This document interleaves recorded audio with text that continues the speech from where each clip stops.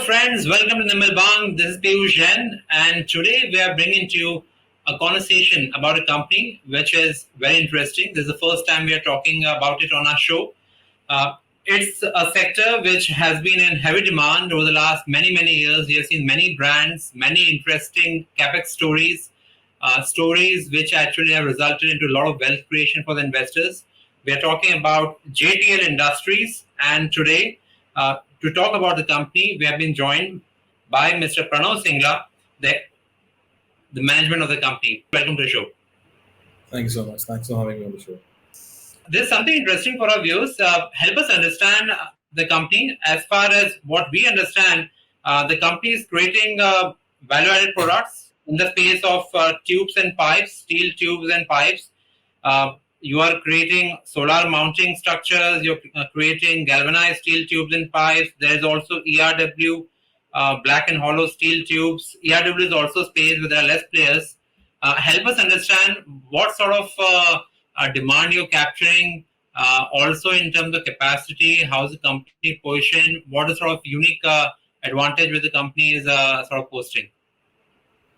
So if you talk about the product portfolio, we have majorly two products. One is called the commercial pipe, which is the MS pipe, also known as the black pipe. And the second product is called the galvanized pipe. So we consider that the galvanized pipe comes under the category of value-added segment. So we have a product mix of both value-added segments and MS pipes product. And the solar segment mounting structures also come under the segment of value-added as well. And if you talk about the market conditions, we are placed in such a way that around 50% of the produce goes to dealer network. The rest, 15% goes to government and exports as well, which is 20%. The rest is OEMs and EPC players. So it's a mixed market that we cater to and have a huge spread over that. And if you talk about our capacities right now, our capacity stands at 6 lakh tons per annum. And we are in a growth phase right now, and we aim to reach a capacity of 1 billion ton in the coming years by FY25. Well, I'll hold on to the capacity increase. That's interesting, and we'll talk about it. I actually want to touch about distribution here. It's already quite an interesting mix. So you're everywhere. You're in B2B, you're in government, you're also basically into distribution, you're also into exports. So largely you're everywhere. From a pan-India footprint right now, how much sort of a geography have already covered? So we serving products pan-India, as we have 4 plants, out of which 2 are in Punjab, and 1 is in Maharashtra, and 1 is in Raipur. So we are very strategically located to serve the needs of every dealer in the country. And we have a good dealer network of around 700 to 800 dealers, and which is growing as well. But we have majorly covered all the major dealers pan-India. And if you talk about the our exports, so we've been exporting to around 5 continents and 20 countries from our Maharashtra plant, which is close to Navasheva port. So which give us price benefits of that as well. And we've been serving the entirety, and we'll continue to do that in the future as well. Well, that sounds exciting. Even actually, when we were seeing your clients, those cover largely all the majors here, from Indian Oil and oil and gas to Tata Power, NTPC in power sector. You're talking about HPCL, Ashok Leyland from the auto space, BHEL, and the list goes on. Again, there are a lot of marquee names here. From the perspective of the numbers in March quarter, there has also been an amalgamation with the company. Help us understand what was all about that. Was it already linked to the promoter family? Why the amalgamation was done? And what was the accumulated impact for the March quarter versus the last quarter? So the merger that happened was with JTL Industries Limited. That was the Raipur plant. And the Raipur plant was held by the same promoter family, like our family, and we had the entire control over it as well. But to get a better pan-India presence over the better pan-India presence, we made an aim to get JTL Industries under JTL as well. And JTL is also one step back integrated. So over there, we make our own daily calls in the plant itself. We procure billets over there, and it has a capacity of 1.5 lakh tons of producing coils, and out of which we make 1 lakh tons of pipes as well for the line.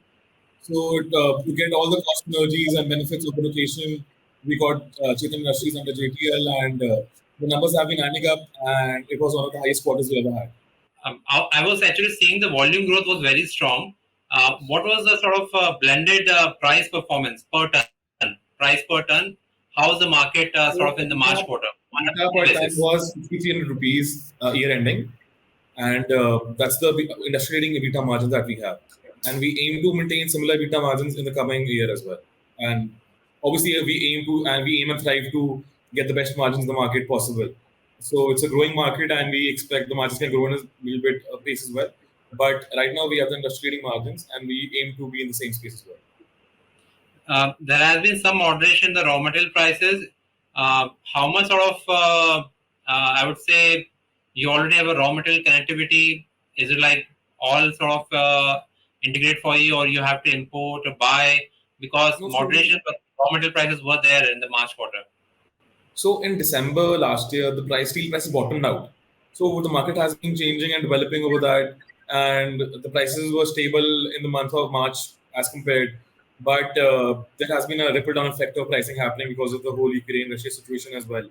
And majorly, we procure our raw material from JSW, Tata, and Sale, and we have MOU signed with them for the entire year. As we're adding more capacities, we'll be getting more benefit from the same as well. And that's how we procure our raw material right now.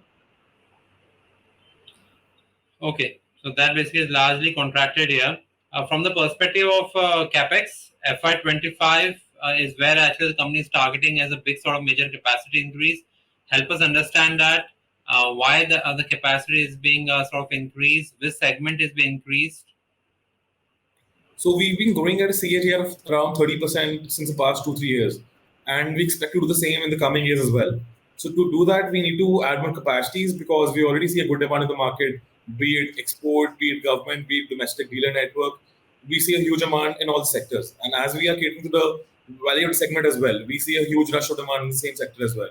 And right now, we're coming with a technology, DFA technology in our Mangaon plant, which will further increase our SKUs and our size range as well. So all of this would be showing and resulting in a CAGR of 30% in the coming year as well. And it's all demand that's showing us and giving the strength to add more capacities in the market. And also observe there is not major net debt on the balance sheet. So is this capacity increase largely getting funded from cash accruals? So like how's the sort of plan there? So we are a debt-free company, and the expansion would be done through internal accruals. And we recently did a preferential warrant issue as well, amounting to 384 crores. Around 1.28 crores shares were issued to public category, which included institutes and HNIs. And the 25% payment has been already called off in March, and the rest will be coming in 18 months. So that's all going to be going towards the capex, which is planned to reach a capacity of 1 million tons. Right, and also sort of any major plans of inorganic expansion?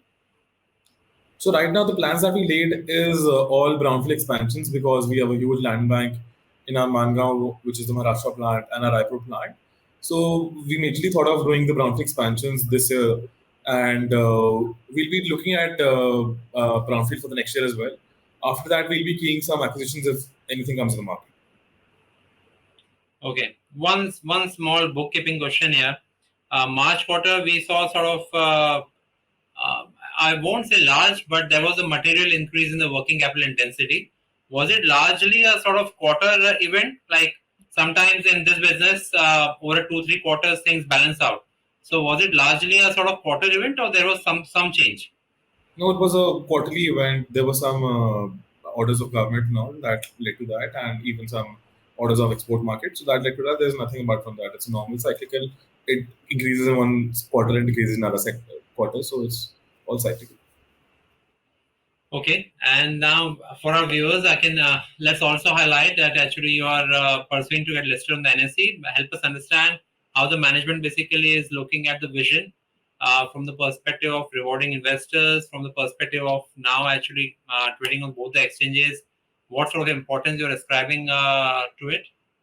So I'm thankful that the NSE gave us an opportunity to get ourselves listed on NSE today, and this is done all to improve the shareholders' scope, get a better visibility of the company on both exchanges, because listed on both the exchanges is what one can ask for, and that we very well successfully achieved today. So it's just for the better coverage and better networking of people, and all the compliance will be falling in through accordingly as well. Sure. Let's take a step out of India because you've been exporting to many countries. what is sort of a demand sort of feedback you are getting right now? And I'm asking from the perspective that we are hearing very strong sort of demand in Middle East, in Asia. Europe has been slightly mixed bag. So what is the sort of feedback you are getting, either from Europe or USA? Like, what are your clients telling? So I have a healthy order book of 4 months right now, out of which around 20% of order book is allocated towards exports. So I already have orders lined up, and if you ask about reviews, so after China, India is the second cheapest for steel pipes right now. So and everybody in Europe and everywhere want to have opt for a China plus one model. So that's where we play in the key role and supply material accordingly as well. So we've been receiving good demands, and as we close to the port as well, so it's very good pricing for us for everything. So the huge export ratio, like we have 50% export ratio right now, which we expect to grow in the future coming months to 2025, coming years as well, 25 to 20%.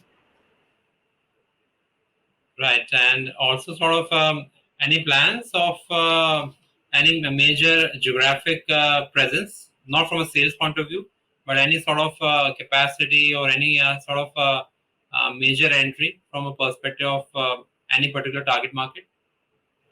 So we already serving the entire world except America right now, and we are already have ordered a DFT machinery for our Mangaon plant, which will be catering the biggest dia and heavy thickness pipes, which has a great demand in American market. So after the onset of the machine, we'll be probably covering America and Canada as well. So it will be the entire variety that we'll be covering, because right now we exporting to Australia as well, Africa as well, UK and Europe. We are one of the it's been doing since a while. So after the DFT, we'll be covering all the major continents. In fact, if you're exporting to Australia, that's a tough market from a perspective of shipping cost also. So that actually is telling about the sort of cost competitiveness which we actually are offering to the clients. So that's something good to know. Last question, perhaps I would say, and that would be from the perspective of, I would say, what's the sort of strategy of the government which the company is following on in terms of investors sort of rewarding share buyback or basically dividends, or right now the entire focus is on earnings growth? No, so we will be giving a dividend of 10% this year. The board is in talks about that, and we mentioned the previous board meeting as well that management is thinking about a dividend. And apart from buyback, like we haven't thought about anything about buyback, something or the other. It's only the dividend that it's in concern right now, and it's in talks right now. Apart from that, there's nothing.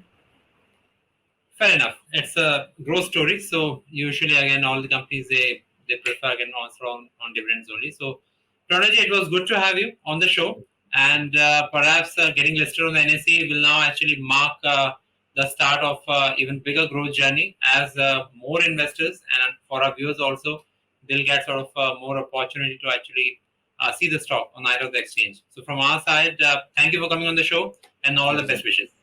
Thank you so much. And dear viewers, with that, it's a wrap on this show. Hope you enjoyed it. Subscribe to our YouTube channel and click on the bell icon to never miss an update from Nirmal Bang.